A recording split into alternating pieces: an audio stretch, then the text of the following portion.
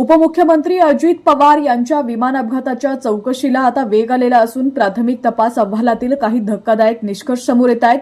लिअरजेट 45 या विमानाच्या अपघातामागे नेमकं कारण काय याची चौकशी सुरू झालेली आहे। या चौकशीमध्ये प्राथमिक निष्कर्ष समोर आलाय।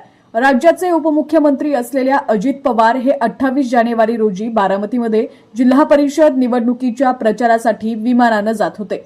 मात्र लँडिंग करताना त्यांच्या विमानाचा अपघात झाला।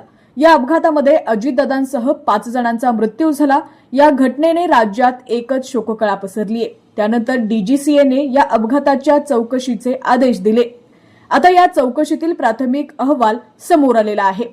विमानातील तांत्रिक बिघड आणि वैमानिकाचा चुकलेला अंदाज ही 2 प्रमुख कारणे असल्याचं प्राथमिक तपासात दिसून येत आहे। तांत्रिक बिघड प्राथमिक अहवालानुसार विमानाने लँडिंगसाठी धावपट्टीच्या दिशेने कूच केली असतानाच त्यात काही तांत्रिक बिघड झाला असावा असा संशय व्यक्त केला जातोय। विमानाची नियंत्रण प्रणाली किंवा इंजिनमध्ये शेवटच्या क्षणी उद्भवलेल्या समस्येमुळे विमान अस्थिर झालं होतं।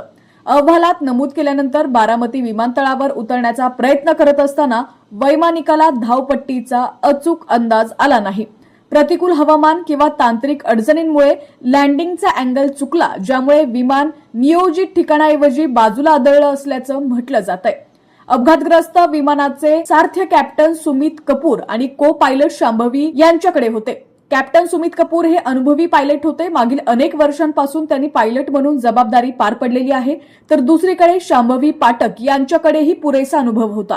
वैमानिकाने पहिल्या प्रयत्नात विमान सुरक्षितपणे न उतरल्यानं गो अराउंड घेऊन दुसऱ्यांदा उतरण्याचा प्रयत्न केला होता। मात्र याच दरम्यान विमानावरचं नियंत्रण सुटल्यानं भीषण अपघात झाला।